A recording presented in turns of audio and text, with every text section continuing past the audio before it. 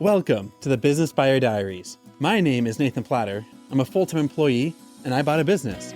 I did everything right, from finding the deal, handling all the due diligence on 63 opportunities, and ultimately bought a profitable gym.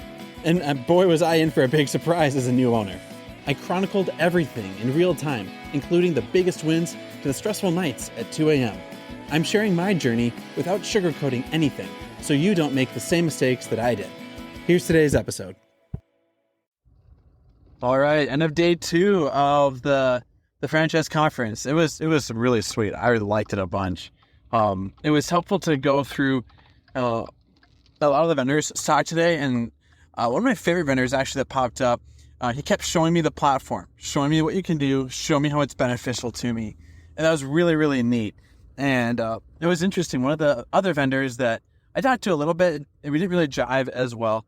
It was a lot more about what you do, some of the mechanics, some of the weeds of the program and what it does, and how you have those conversations with different members. It was a lot more logical and functional and factual. And for the guy that was doing the software sales, which my background is more in tech and software and that side of the business, I asked him, well, how does a campaign work? How do I assign it to my team?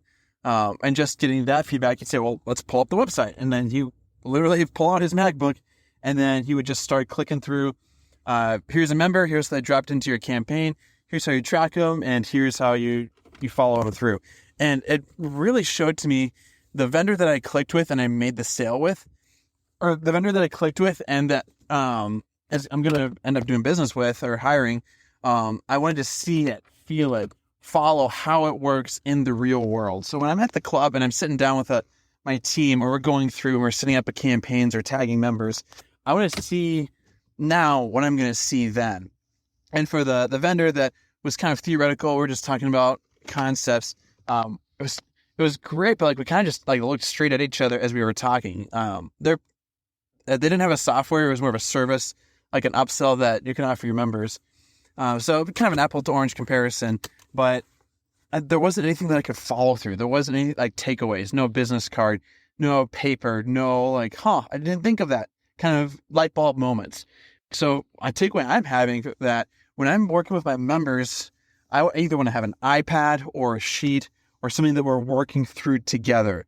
A classic flip chart is not a bad idea, because at the end of the day, these are folks that have real world results and real world problems, and they're not just eye-to-eye contact conversations. If we were therapists, that makes sense.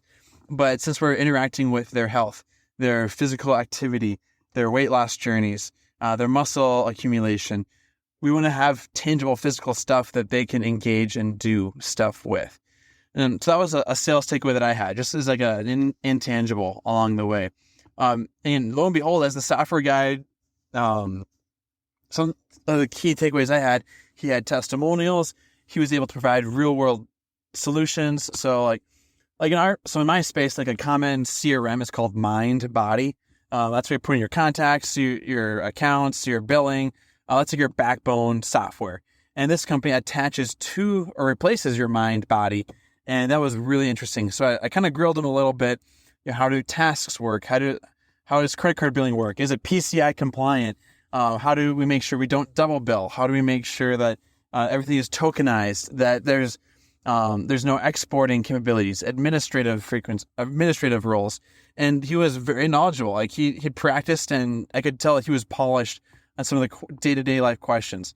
I had one question that I knew would stump him, and it was they had an AI assistant in the thing. So I asked him how their LLM gathered their database. Was it on the per user, their email? And he just sort of said, dude, that's a great question. I have no idea. And I respected that right away. So I knew he wasn't going to BS me on the stuff that I didn't know, because I knew the stuff that I knew about, he wasn't going to BS me either. So that was really good, just to own your weaknesses, acknowledge, I don't know. I can get back to this person if it's urgent. I totally can find that out for you. Just curious, or is this an interest? And it's no, I'm just curious. I don't really care. I'm just kind of curious. And so to know it's not an objection, it's just a curiosity. And so at the end of the day, solid service, dirt cheap price point. And when I say dirt cheap, I thought it was going to be twice as much, but this one is about $500 a month. I was expecting $1,000. And this is something that can run everything for the whole organization. So my background's in tech, program management, CRMs and rollouts and campaigns. And so I know like migrating from what everyone's used to now a completely new system that of a change management is the term for it. That is like lifting a herd of cattle. That is no easy task, or herding cats also too. Like everyone's squirrel off to their own direction. But I learned like the sales process, how to sit down, converse, connect, what things do we have in common. And I'm asking real world questions and he has real world answers. And so he listened, he was intentional, made eye contact, but not awkward eye contact, but was very focused on how is this going to help my studio? How is this going to help me with a campaign? Make sure I don't text people who unsubscribed, making sure I'm only emailing after getting permissions. People aren't on multiple campaigns or getting double dialed. So very impressive. I'm definitely learning some sales tactics from him. And so talking to salespeople is good for that. Solid day. We're now going to go hit up some Top Golf, go hit some golf balls, talk to some vendors. And tomorrow's going to be really good. It's going to be more of a Q&A forum style. And shout out to my wife, Courtney. Babe, thank you so much for letting me hang out with these franchisees way more than I knew I would be. It's a solid group, amazing crowd of people. Dude, I'm just so pumped. I cannot wait to get things rocking and rolling. Great group. Let's go hit some golf balls.